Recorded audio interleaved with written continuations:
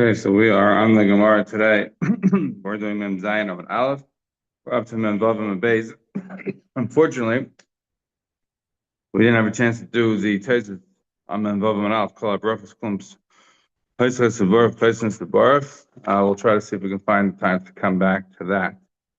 What we're up to today is the two dots on Mem Vav and Beis, about a third of the way down. Amalei Reish Galusa. Before we go, we didn't really do that many tests in Vav and Beis, so just quickly wanted to go through at least one tesis. The last tesis on this sugya was Mar Zutra Ikla Bei Rav Ashi. If you remember, the Gemara said that when Mar Zutra came to the house by Rav Ashi, so somebody had passed away. And he made a whole bracha about Teva Meitiv and Dayana Emes, Shefi B'Tzedek, Lekach B'Mishpat. So I thought this is a good sugi just to mention quickly because it relates to a couple of things that we've had before. So if you look at Tosfos, Tosfos tells us here that the Kavasei Kaim, when we pass like Rav Ashi, this whole bracha that's brought down in Shulchan Aruch, that's the bracha that you say. You don't say the regular Teva Meitiv, you add this in. And then I'll skip to the end, which is just basically he's quoting the Gemara. If you look at Pirish Bahag, the Ein Lember B'Mishpat. If you look back at the bracha was Hatayva Meitevel Emes Dayan Emes Shefer B'Tzedek Lekech B'Mishpat. God takes injustice, V'Shalat Ba'Olam, and He rules over the world. So the Bahag says, don't say that Hashem takes the person in judgment. The Kaimelam B'Parag B'Ameh B'Hem B'Yoytzad Yesh Misa B'Lechet, because we asking the Gemara Shabbos on Nun that there is such a thing as Misa B'Lechet, B'Yesh Yisurim B'Le'ov, and Amil B'Kach Ein L'Machka. But says, I don't agree with the Bahag. That's not a good enough reason. What is he talking about? There's the Gemara there. Shabbos, actually, the Gemara begins on Nun and Aleph on the bottom. The Gemara tells us that the Rav Ami says that Ein Misa B'Le'oven, Ein Misa B'Lechet, V'Ein Yisurim B'Le'oven. So the Gemara says that there's no such thing as death without sin. And there's no Yisurim without having done, Averis. And the Gemara says, what are you talking about? And then we turn the page on Ham and Beis. The Gemara says, I have four people that they died without any sins. Who were the four people?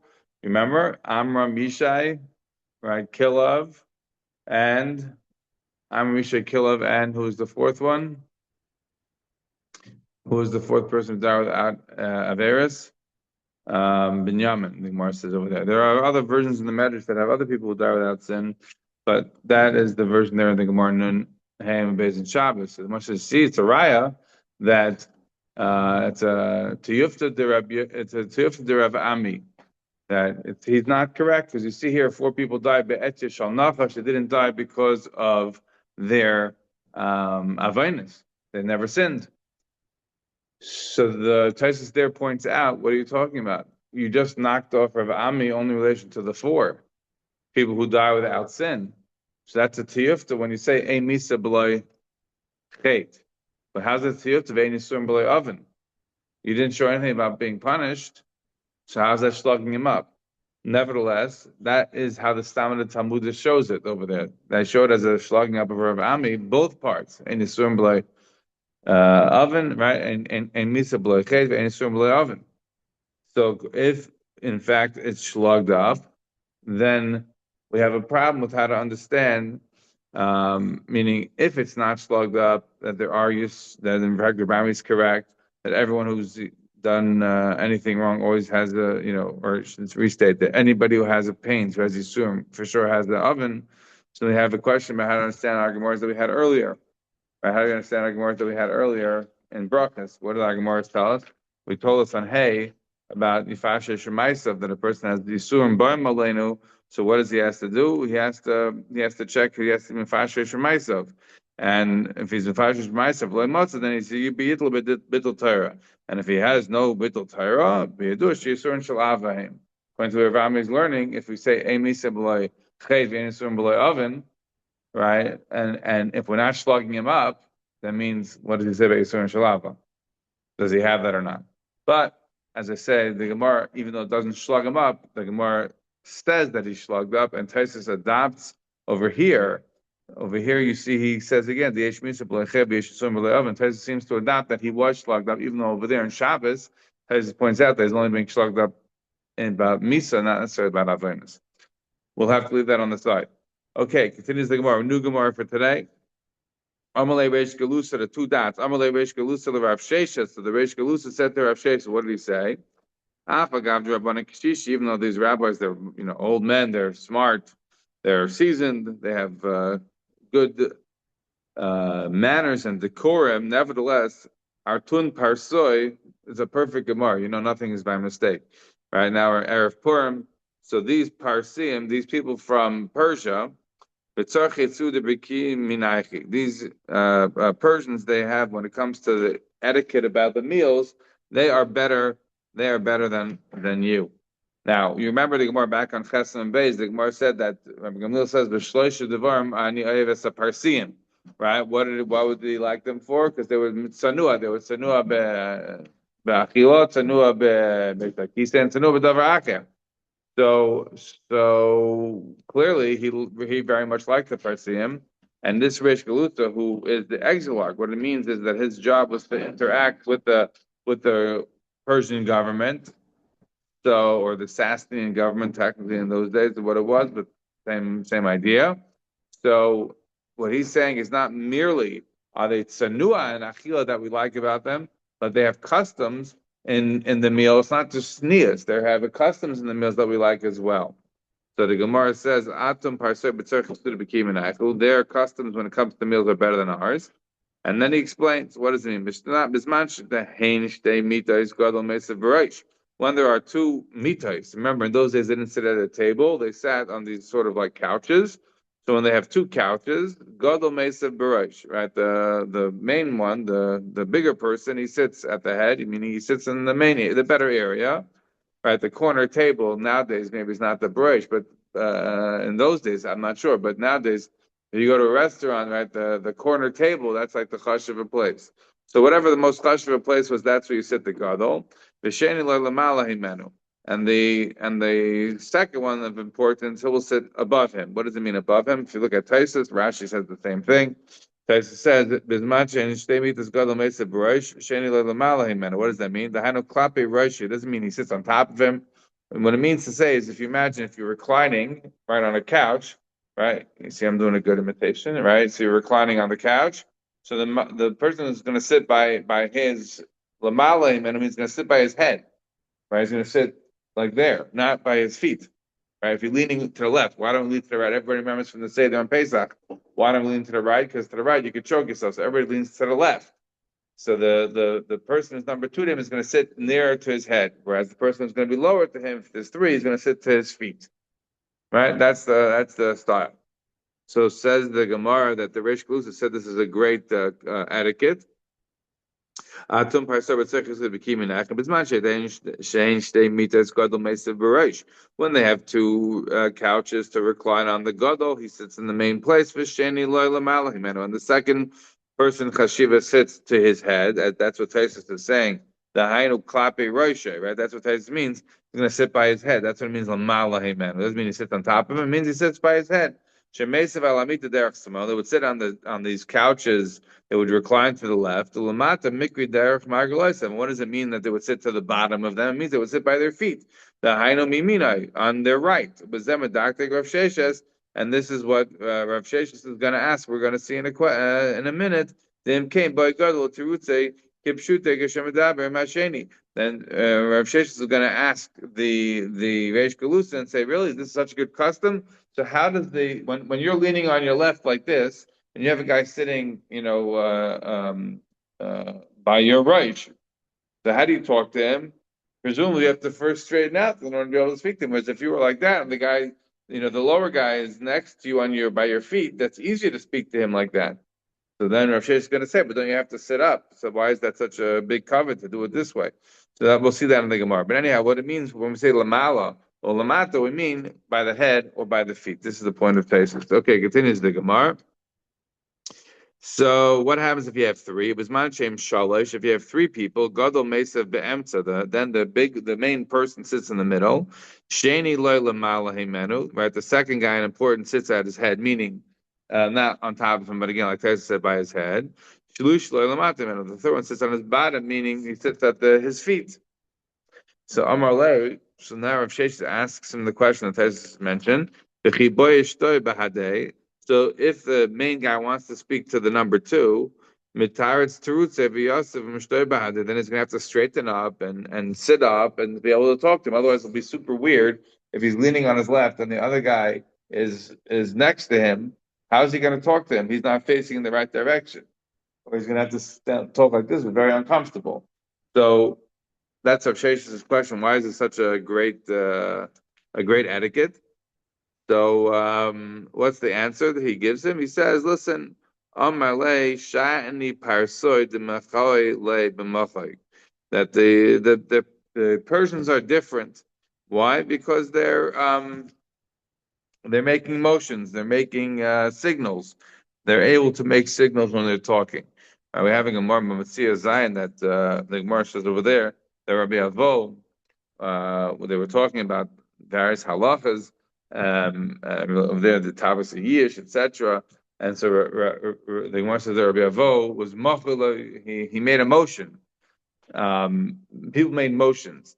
So I just thought I would mention here this idea of machal ibn machal, that we have a Gemara like this, a very interesting Gemara. The Gemara tells us in Chagiga on Ham and Beis. The Gemara tells us there, Rabbi Shua ben Chanani got into a fight with a heretic, and the Gemara says that the heretic made a motion. He was machal that the Jewish people are not special. And Rabbi Shua responded back that he made a thing that the Jewish people are very special and God's watching over them, and the min didn't respond. He didn't understand what Rabbi Shua was saying. So the emperor was there, asked the min, what's going on here? What did you say? So he says, this is what I said. So what Rabbi Shua says, didn't understand him. So the emperor says, you're going to use this sort of pantomime sign language in front of me and you don't understand it? A chutzpah. If you're going to use the language, you better understand it very well. You used it. Rabbi Shua responded to you because he obviously understands the language also, but you couldn't respond to him because you didn't understand what he said. You're not such an expert, so you don't have a right to use it. So he killed him. That's the Gemara. What's the connection there? We know Rabbi Shua ben Chanani was a big expert in the secular studies. The Gemara tells us in Bechiris on Chesam and Beis there the whole ma'aseh of the scholars of Athens that he's able to beat them in all the riddles. He's a big expert. Anyhow, why am I very interested in this topic about hand motions and pantomime? Maybe a sort of proto sign language, because the Gemara says in Bava Kama Pei Beis on Beis. It's a few times in Shas's Gemara. The Gemara says that there was a time by the Maisa of Horganus and Aristotle, these two brothers were fighting over who's going to control, Yerushalayim. So one of them was inside, one of them was outside, and they wouldn't let the ones from outside wouldn't let the ones from inside get out. They put a siege on the city. These two brothers, right? Nabuch. This is this kind of issues of sinas chinam. So these two brothers were fighting, and the Gemara says that every day, in order to do the carbon tamid, they couldn't get outside to get an animal, so they would send down a bucket of coins, and they would send up an animal, the goats for the carbon tamid. The Gemara says that there was an old man, and this old man was a baki b'chachmas yavanis. And the Gemara says different versions of the Gemara in terms of girsa, but the Gemara seems to have a girsa loyez loy b'chachmas yavanis. He was loyez with this chachmas yavanis, and the Gemara says that what happened was he made this whatever loyez means, and Rashi says bermizus. What does bermizus mean? Whatever it was, they got the impression that the only way that they're going to be able to win is not to let the carbon tamid be brought. And so the next day, when they sent down the coins, they sent up a pig. If you remember the Gemara, the pig put the hooves in the walls of the old city, and everything shook, and that was it, right? So, to me, it is a very important tshuva for one of these required reading. This tshuva of the Rivash, Mem Hey. Tshuva Mem Hey, the Rivash talks about the Rambam and his approach to life, because Rambam is a big expert in Chachmas Yavanis. But Chachmas Yavanis we understood to mean the classic, like math and science and things like that. But for our purposes now, I just want to quote one line from the Rivash. The Rivash writes there in the Tshuva that when Rashi says that loyas loy b'chachmas yivanis, and Rashi says v'remizus, what is remizus? It was some sort of pantomime motion with the hands. The same lashon that Rashi uses about Rav Shimon Chananya, v'remizus, and the Rivash connects it together. That it's the same kind of a thing. Whatever it was a way of communicating with sign language without having to speak. So the guy who was reclining, the main guy at the meal, wouldn't have to get up to speak to the other guy because he could just do a sign language thing and everybody would know what it meant. And I guess the elites knew how to communicate in this manner. Okay, continues the Gemara. So we now know how they used to have the etiquette of sitting in the Persian meals when you had 3 people or 2 people, etc. Says the Gemara, Mayim Rishonim. Mehecha Maschilin. So Rav Sheshes asks the Reish Galusa, how do they deal with Mayim Rishonim? In other words, you didn't know that they had Mayim Rishonim by the Persians, but they did. They also would wash their hands before the meal. So how do they do that? So who got the water first? The main guy, he's the one who gets the water to wash his hands first. Yeshav Gadol Yishmar Yadav Achanoitim Kulan. So then he asks, Rav Sheshes asks the Reish Galusa, does it make sense to give the Mayim to the first guy to wash his hands when he's going to just sit there till everybody eats? Why is he making that assumption? I'm not sure, but the Reish Galusa answers him and says, no, they bring him a table right away so he can start eating, so he doesn't have to wait. Then Rav Sheshes asks him, so where do they give the Mayim Achronim first? Again, why would you ever assume that they have Mayim Achronim? These are not Jews. No, they have Mayim Achronim too. The simple understanding of this is that many times in those days they didn't eat with utensils. They ate with their hands. So their hands were dirty. We're not saying for sure their hands were dirty over here, but perhaps that could be a fair assumption. We'll get back to that soon. Says the Gemara, where do they do the Mayim Achronim from? They do Mayim Achronim from the junior person at the meal. Says Rav Sheshes v'Gadol Yosef v'Yadav Mezuamais. So Rav Sheshes asks, so you're going to say that the junior one is going to wash first? That means that the gadol is going to be sitting there with dirty hands until everybody finishes washing. So again, here you see that it's a baked-in assumption that Mayim Achronim was because of Yadav Mezuam. It's because everybody had the hands dirty. So what does he answer him? No. So the Reish Galusa says, they don't take away his table, I mean, he can still be eating until they bring him the water. So they start with the water with the junior guy, and then everybody's washing their hands, and the main guy is still eating. So it's not a situation where he's waiting. That's the main point, is that he's not saying they're having to wait for everybody else. So now you would have thought that the Reish Galusa has told Rav Sheshes all this incredible minhagim of the Persians, that maybe now we're done. We're not. Says the Ma'amar of Sheshes, Ano Masnisu Yadana. Rav Sheshes says, I have a brisa. And in this brisa, guess what? It sounds very much like the Persians. I didn't see anybody that says, like, well, what exactly is going on here? Why is there Reish Galusa saying that even though the rabbis, you're a bunch of good guys, but the Persians have a better etiquette? And maybe Rav Sheshes is saying, no, they don't have a better etiquette because we have a brisa that says very similar things. That's what it sounds like is going on. Is maybe a bit of a debate as to who has a better customs, and the customs are very, very similar. I did see that my rabbi in the Sherman Son of Mahalacha, he wanted to say that the basis of this is because we don't learn anything from the Goyim. So we have to show we have a brisa like this. Okay. Fine. All right, says the Gemara, Amar Rav Sheshes, Ana Masnisi Yadana. Rav Sheshes says, I have a brisa, and the brisa says the following: the Tanya, learning the brisa, Ketzad say there a seba. What's the seder of a seba? How do people sit down at a meal? Bisman shein shtei mitais, when you have 2 couches. So gadol meisav barosh v'sheni loy lamate menem. The main guy, he sits barosh, and the second to him sits lamata himenu, right? So this will be different than what we said before. Right? What we said before was that if you have shtei mitais, the gadol is meisav barosh, and the sheni is lamala himenu. This is lamata himenu.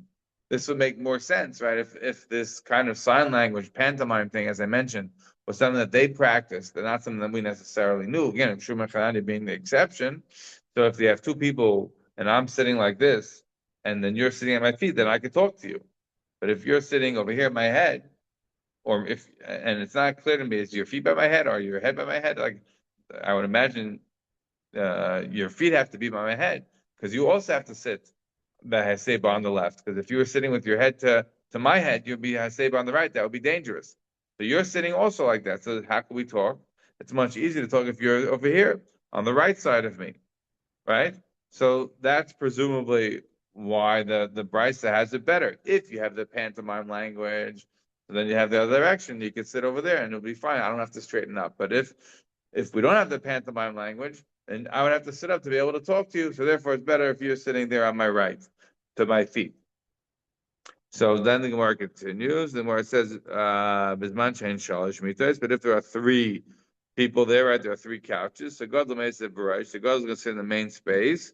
Again, the language before in the Gemara wasn't God l'meis b'reish, but rather when you have shlosh, the Gemara had said before, if you recall, that that there was Bisman shehein. Shalish Gadol Mesa Be'emtza. The lashon was that the Gadol sat in the middle. Again, I'm assuming that's the same thing over here, even though we use the word Reish here. I'm not 100%. By the Shani, we also used the word Reish. And the previous time when he was talking about the Persian etiquette, he also used the word Reish. So what's the switch? By the case of three, I'm not 100% clear. But in any event, I think it means that he sits in the middle. Shani Menu. The second guy, right? He sits by his head. Shlishi lamate, and the third one sits by the feet. So again, I'm not based upon what I just explained. I don't really understand why this would be the case. But in any event, it is the same as the previous case, right? It is the same as where the Reish Galusa said it. So it comes out then that this custom of by the Persians is not necessarily something unique to the Persians that the Reish Galusa should be so proud of. And then we continue going about Mayim Rishon. And Mayim Rishon Maskil Menagadol, right? The first waters that you give initially before the meal, you start from the greatest one there at the meal. And then again, that's what the Reish Galusa said, right? The Reish Galusa said the same thing. And Mayim Achroinim is Manshem. Hey, so here's the difference. By the Mayim Achroinim before, right, the custom was a little bit different than this, right? The what do you call the Persian custom was Me'echel Maschil and Amlemen Katan. Over there they started from the Katan. But over here we say it depends on how many people are at the meal. So the Mar says, Mayim Achroinim, and the Brisa says, Bisman Shem, hey, if there are five, so the Maschil Menagadol. Then you start from the Gadol. The Gadol is the one who starts with the Mayim Achroinim. Bisman Shem Meya, and when there are 100, Rashi says doesn't mean Meya. If you look at Rashi, Rashi says it doesn't mean literally Meya. All we mean to say is more than five. If it's more than five, look at the Rashi in Bizman Shein Meya, the last lines. Lefika Kashem Yesem Mechamisha Maschil Menakatan. When they're more than five, you start from the katan. Hayeshe B'Seif. So long as you have more than five, then you start with the katan. Megim Etzel Hay, until you reach the five that are near the main, the main guy, the five around the main guy. Then you go to the gadol. And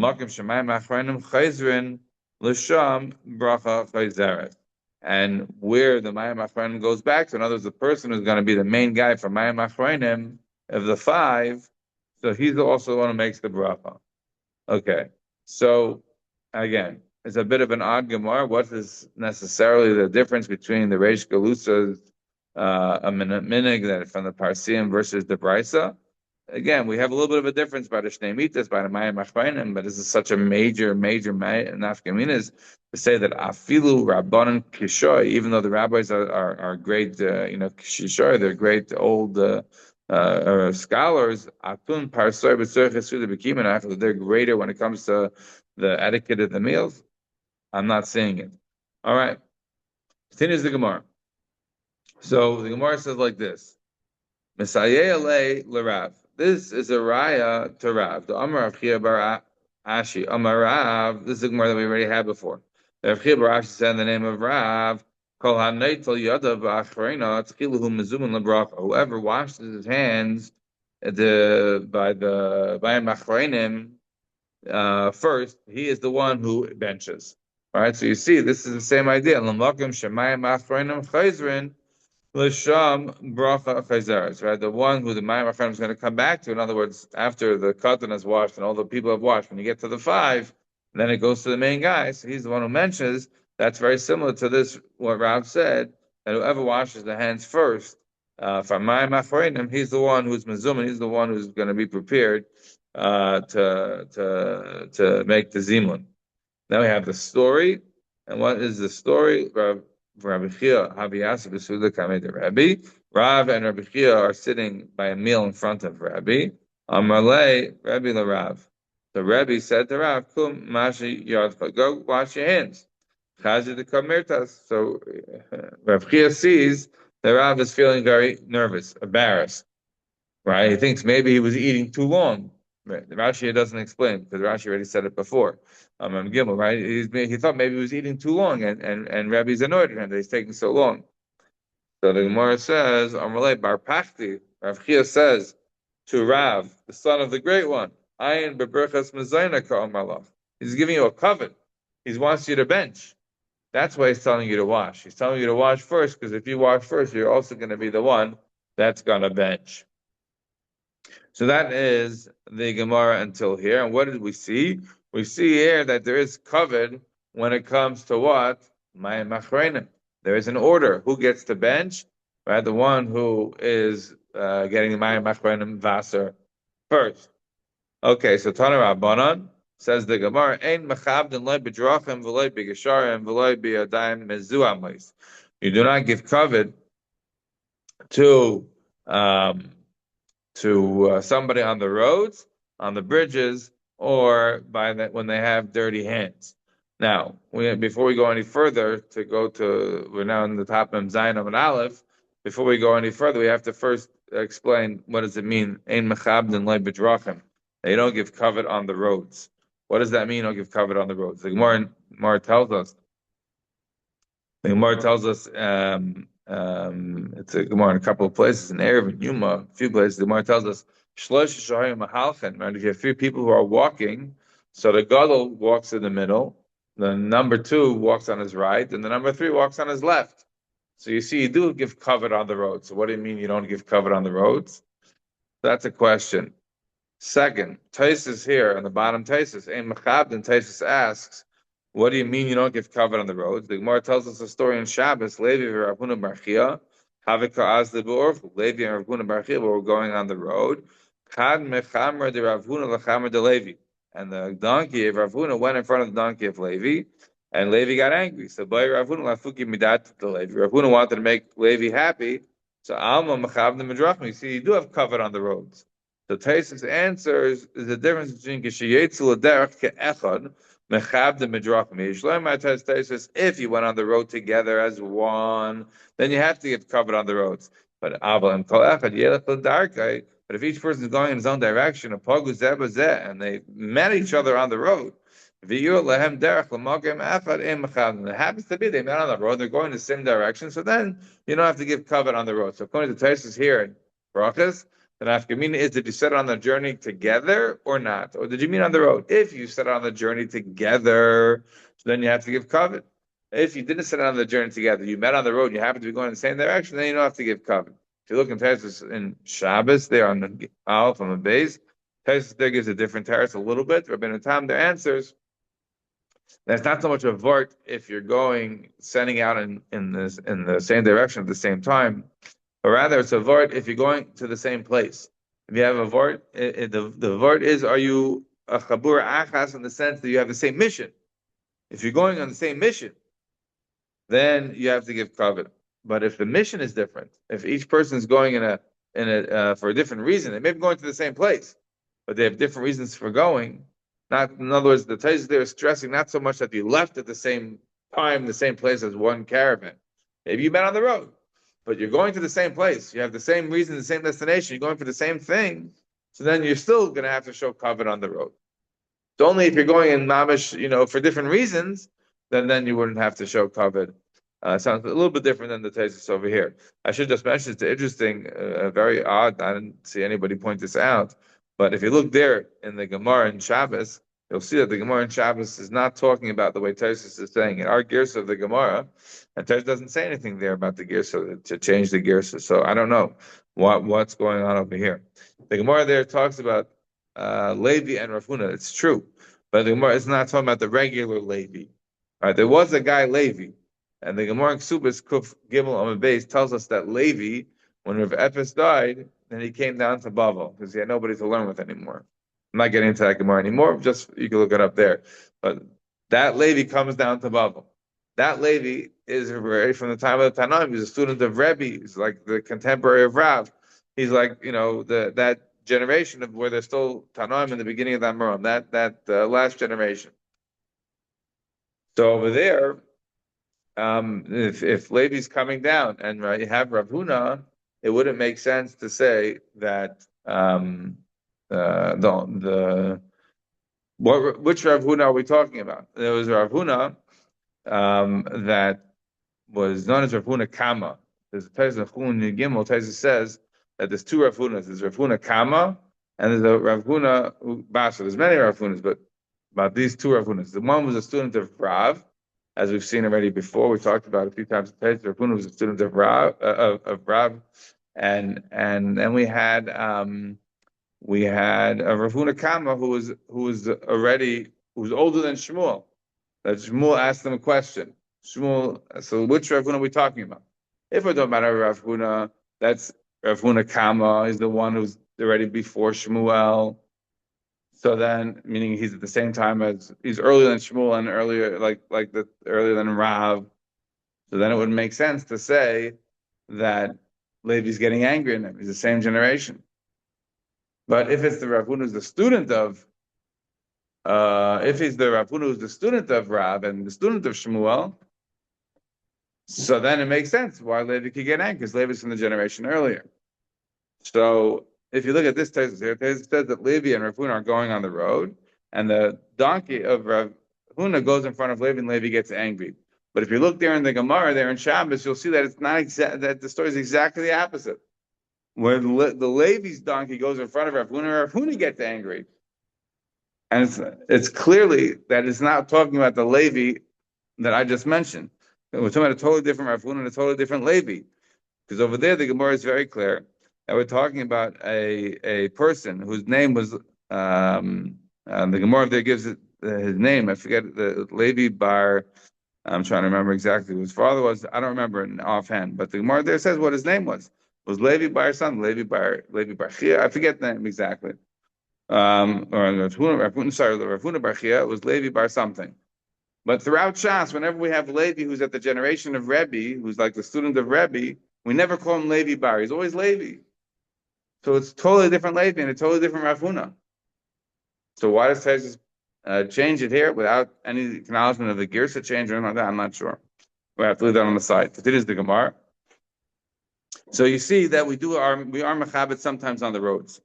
Okay, either the version of the Taisus here or the Taisus in Shabbos.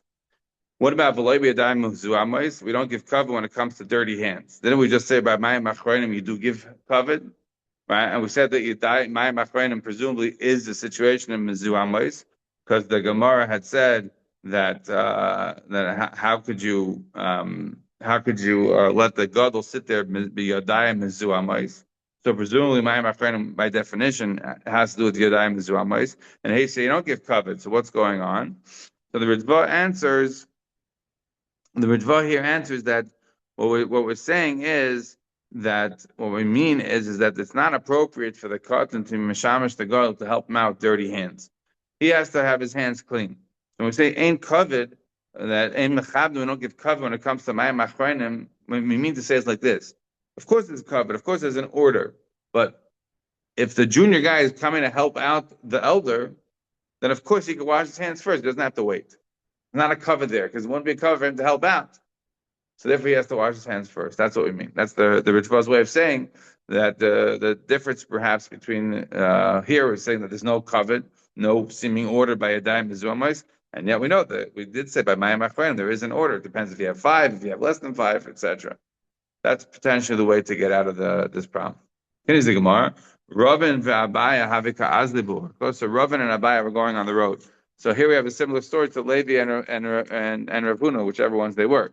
So Ravin and Abaya are on the road. And Ravin's horse, Ravin's donkey comes before Abaya's. But like Amar le Nezilmar, it didn't say that you should go in front of me. So Amar with the Salak Hamid Rabbanim in Ma'arova Gosle Darte. So Abaya says that, oh, look at this guy. You know, Ravin, he used to go to Eretz Yisrael a lot. So he's coming back from Eretz Yisrael and he's very proud, right? Gosle Darte, he's very proud. He has a big ego. So Kimata Lepischa the Beknishta. So Ravin realized that Abai was angry at him, that he didn't say that he should go ahead of him, and he let his donkey go first. In the Gemara Shabbos about the story of Levi and Rav Huna, over there the Gemara says that Levi is angry. Levi's donkey goes in front of Rav Huna is angry, but Levi tries to mollify him because he couldn't control his donkey. Right, his donkey went in front. Here clearly Ravin realized that Abai is upset at him. So when they got to Kimatel Piscal Beknish, when they came to the door of a shul, so Amalei Neil Mar, he said, Tabaya, the master should go first. Remember, we already said that when you use the term Mar, right, it means master, that or Mister, as we have, that was a term of honor, right? That's what the Gemara says. The Gemara proof earlier. Remember, the Gemara told us on Chavzayin and Beis, Rabbi Yirmiyah Bar Abba, that he was a Talmud Chaver of Rav, because he didn't say me Badal Mar. He said mi badalt, right? He didn't use the term Mar. Mar is a term of honor. So here, Ravin is using the term of Mar to Abai, and he says, no, Mar should go first. Amarlev, I'd have to love Mar. No, so Abai says to him, what? Until now, I wasn't Mar? Meaning I was the mister beforehand. I was the big knacker before. Why did you let your donkey run in front of mine? So Amalei Hachi, Rabbi Yechanan, Im Chabn, Alav Pesach, Sheish Ba Mezuzah. Rabbi Yechanan says you don't have to give cover on the roads, only when you get to a door that has a mezuzah. In other words, you don't have to give cover on the road, as Rashi explains. So says the Gemara, the isbe mezuzah and the less mezuzah light. So you only have to give cover when your door has a mezuzah, but if it doesn't have a mezuzah, then you don't have to give cover. So when he comes to a shul or a base madrash that doesn't have a mezuzah, you don't have to give cover. And if you look there in Taisus, you're alpha and base. Taisus says in Yuma, you're alpha and base, that you don't need to have mezuzahs on the base knesses or the base madrash. Why? Because it hasn't got a base dira. A base dira is a requirement to have a mezuzah. That's at least the opinion of the Chacham. The opinion of Rameir disagrees with the Chacham there in Yuma Yud Aleph. However, Taisus says we paskin like the Chacham against Rabbi Meir. Taisus says, but what about these? Right? What about there was a shul there of Chanina, there's a shul of Huna, and they all had mezuzahs on their shuls. Taisus says those were their shuls. Their shuls has to have a mezuzah, but a regular shul doesn't have a base dira, doesn't have to have a mezuzah. So the Gemara is asking. So I don't understand. The Rabbin is saying, according over halacha, that you don't have to be mechaber on the road. That you don't have to be mechaber when you get to base knesset, base medrash that has, or at least is right to have a mezuzah. That's the only time. Says the Gemara, doesn't mean that it literally has to have a mezuzah. It doesn't have to have a mezuzah, but at least it has to be roy for mezuzah. In other words, if it had a dira or something like that, then it would have a mezuzah. So then you have to give kavod. So therefore, it comes out that Ravin attempted to mollify Abaya. He on the road went in front of him because it doesn't hear that he didn't have control of his donkey. He had control, but he didn't feel that he had to give kavod. I have a bit of an issue with this because it sounds like what? It sounds like they went together on the road. They were ka'azli b'orcha. So how does Taisus answer that? If they went on the road together, according to Taisus, you do have to show kavod. I'm not 100% sure. This would seem to be a bit of a question on Taisus.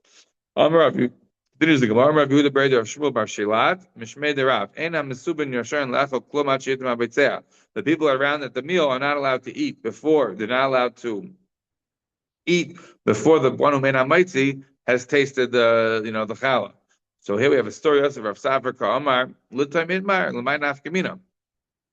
So Rav Safra was sitting there. He said, "What are you talking about? Then they're not allowed to you're not allowed to taste as opposed to eat. What nafkamina is this exactly? What's the difference? Eating, tasting, isn't it the same? It happens to be. If you remember, we had the Gemara Yudalid. That's relevant to a fast day. We said before about there is a difference between te'ima and achila, right? That there's a fundamental difference, right? If you're allowed to be taim on a shor b'tainis, taim b'emekach klum, you're allowed to be taim even on a tainis. Which kind of a tainis? We had a whole discussion back then, if you remember on Yudalid. In any event, so over here, the Gemara is asking, Rav Safra is saying Well, I don't understand what's the difference if you say that he until the Beitzeh tastes or until the Beitzeh eats. What's the major difference there? So the Gemara says not enough. Gemina. El Shachayv Adam Lim Lashon Rabbi. A person has to say over the things the way his Rebbe taught him. He has to say over the same Lashon. If you remember, we had a Gemara before, Lam Gimel and Beis, where Rachba the Pumbedisa. Remember, he said over the specific Lashon. Rashi says he was Medayik Lashon Rabbi. He said over the things the way his Rebbe said it. So even though there was a porch, you could say it in one manner. He said it in the manner his Rebbe said it, which is a weird way. No one talked like that. Okay. Continues the Gemara now. Shotana Rabbanon. If you have two people eating together, you have to wait one for the other. That you shouldn't go ahead. But if you have three, anybody goes in any order. Somebody who makes hamaitzi, he puts out his hands first. But if he wants to give covet to his rebbe, but he's able to give covet to his rebbe or to somebody who's greater than him at the meals and have them, to eat first, not himself. Rabbi Brachana was working with his son. He was getting married. He was working with him to try to make sure that he knew hilchas, brachas, etc., and he was ready to go. So he was sitting there teaching his son, and he said, he said, you shouldn't say, you shouldn't start cutting the bread until everybody said amen. So Rav Chizda Amar and not every single person has to say amen, just the general. Enough people should say amen. So I'm like Rabbi Rachama, Maishna Rubu da Akatu the Chalia Bracha. Mutanayim the Chalia Bracha. He says, what's the difference between Roiv, where the bracha is not finished, but there's still people saying amen? So long as you have some people, the bracha is not finished yet. Somebody's saying a long amen, which is clearly what's happening. If somebody's saying a really long amen, everybody else is finished, these guys going on, that's also not ideal. A person shouldn't answer amen greater than it is. This reminds us of the Gemara that we had in the beginning of the parak. Hey, the Gemara told us also that a person shouldn't answer amen too high, shouldn't answer amen too long, and we have to stop over here. But we'll learn tomorrow about other types of amen.